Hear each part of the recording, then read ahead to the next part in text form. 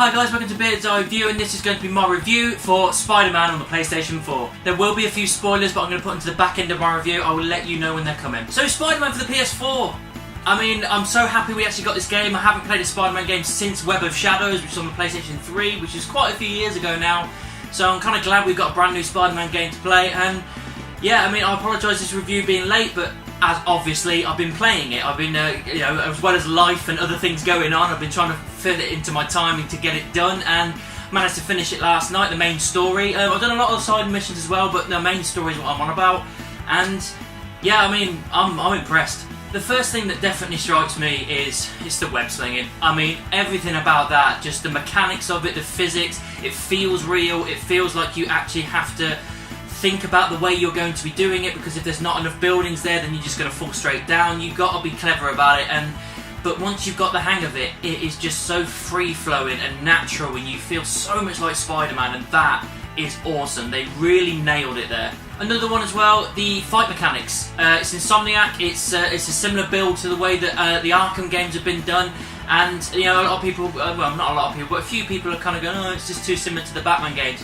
But why is that a bad thing? Because that is awesome as far as I'm concerned, because one of the best thing about those is the combat mechanics and how fluid and natural it makes Batman feel. So when you apply that to Spider-Man with all these different mechanics and these web shooters and these different movesets he can do and the skills he can build, everything about it is awesome. Once you build it up, you are just free-flowing with all these fighting mechanics, and it's incredible. Also the graphics as well, I can't deny that the graphics are absolutely insane.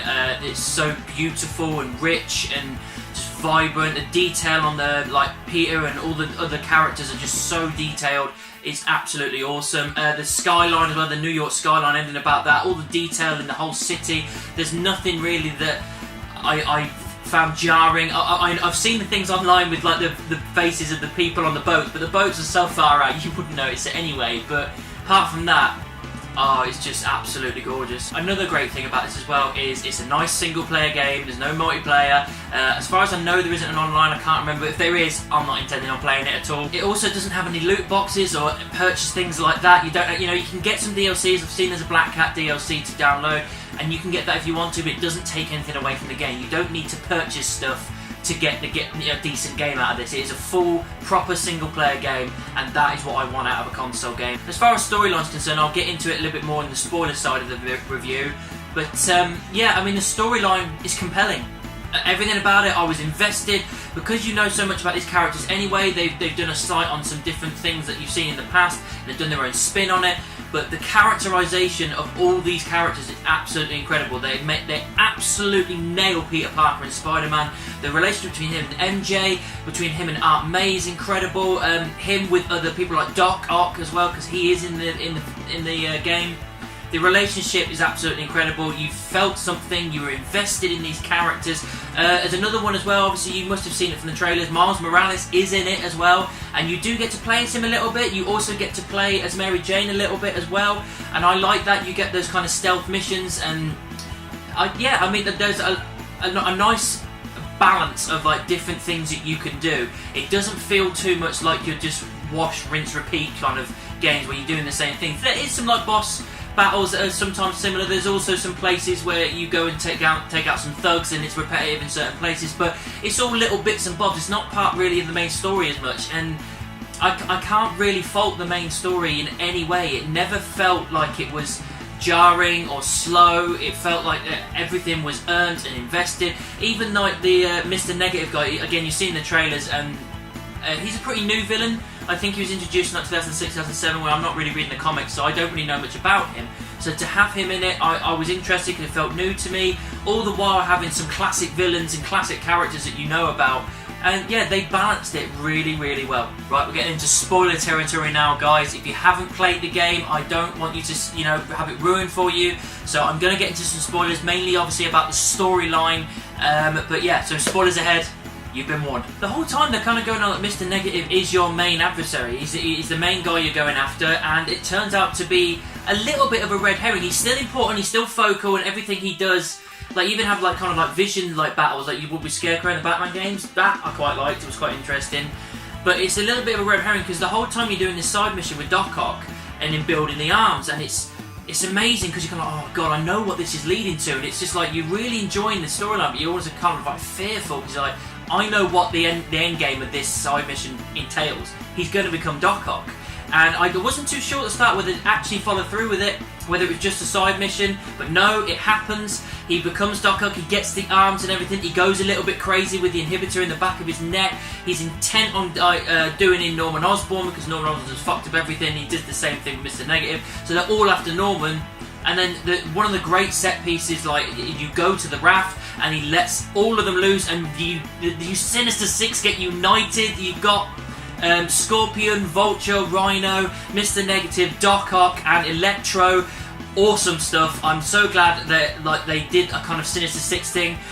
You get to fight those separately within the city, and I quite like. It was simple boss battle stuff, but I really enjoyed it. It was fun. It worked into the narrative of the stories, and I really enjoyed taking on these classic Spider-Man baddies. Another thing as well, you get to unlock a lot of suits, and it's awesome. It's really good that you get to a massive array of suits, including some classic ones. You get like the Noir one.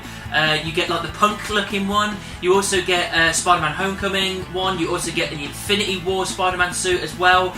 You get a Negative suit. You get a 2099 suit. It's a lot of different suits, and it is great to have that kind of like choice to switch between these as you please. Yeah, you can't. Your final kind of moments is Mr. Negative. You take him on, you take him down, and then the very next mission is going against Doc Ock, the final mission, and he's basically taken Norman captive, and you have to stop him. And you find out halfway through the battle that he knew that you were Spider-Man, and it gets you even more angry. Then he's got hold of this serum thing as well, which everybody seems to be dying of, including Aunt May, which makes it even more personal for you because he's got to get that serum to save Aunt May, and it's the whole thing is full of emotion, and they do it absolutely beautifully. It really, really is a great climax. And then you go back to Feast, which is the place where they treat the homeless, and Aunt May works there, and I think that was a nice moment because you get some good interactions with Peter and other people in there. That was good. So you head back to there once you've beaten Doc Ock, and Aunt May's dying. She's close to death, but you've got all these other people that need to be cured by this thing. They need this serum to be in full capacity so they can distribute it properly so they can save all these lives. But that gives Peter the choice. Does he save Aunt May or does he save everybody else? And he is so close to putting that in, and he doesn't do it, and he lets Aunt May die. It was heart-wrenching. I was just like looking at it just like, this sucks, and I was so invested with these characters. And they just executed it amazingly. Just letting Aunt May die so he can save the rest of the population that are ill. That shows how much of a hero he is and how much of a Spider-Man character and how good Peter is as a person. Everything about that was absolutely incredible. And it was really, really emotional. So yeah, end credit scenes. There are 2 end credit scenes. It's like a movie. This is the great thing about this game. It feels like a movie. And that's what I love about it. So yeah, the first end credit scene is Miles Morales talking to Peter when he's moving in, and you find it's clarification that Miles Morales has Spider-Man powers as well, because he gets bitten near the end of the game. That's great. I like that because it pushes forward into a sequel where you could have Peter potentially hang up his Spider-Man thing and let Miles take over, or you could be like a double team type thing, like they did in the Arkham games when they teamed up. That I'd be interested in. So yeah, that's great for the future. And the final end credit scene, fuck me, I'm looking forward to this next game because this is awesome. The whole time you're led to believe that Harry is ill and he's gone away to get fixed. That's all you know about it. You don't really know much more, that he's just ill and he's not in New York. You then find out the whole time Norman is trying to get this cure, this serum, he's trying to do all these things to save Harry. He goes into his tech lab. Harry's there, all strapped up in this tank, this green tank with black stuff around him, holding him together. Norman's saying he's going to find the cure, putting his hand on the glass, and then the symbiote black touches his hand, and that's the end. Oh my god. I mean, I don't know what they're going to do with it. I'm thinking maybe there's some kind of Venom Goblin hybrid type thing, or maybe Harry's going to be the new Venom. I don't know how it's going to work, but the questions and the possibilities are endless, and that going into another game, I've never been more hyped for a sequel in a console game, and I'm so freaking looking forward to that. Guys, overall, Spider-Man on the PlayStation 4 is an absolute labour of love, and it speaks to all the fans out there that love Spider-Man and love these characters, love playing as Spider-Man, and just a gamer in general. I think if anyone, like, even if you're a casual gamer, play this game because it's so much fun. Even swinging around as Spider-Man, doing a couple of side missions here and there. There was never a time I got bored. There was never a time I was just like, oh god, this is tedious. Everything flowed naturally. Everything was beautiful. Story was great. Characters were great. Everything was executed with absolute precision. I didn't encounter any glitches. I didn't encounter any problems. There was never a time I got annoyed with this game. I just flat out enjoyed it every single time I had the controller in my hand. And it's one of the best games I've ever played. And for that alone, I think it's definitely worth a high 5 stars. So that's what I thought of the Spider-Man game. What did you think about it? Let me know down in the comments or send me an email. You can also find me in the various social media, Facebook, Twitter, Instagram and Tumblr. Just type in Beard's Eye View anywhere and I'm sure you'll find me. Don't forget to like, subscribe and share my videos. And I'll see you soon.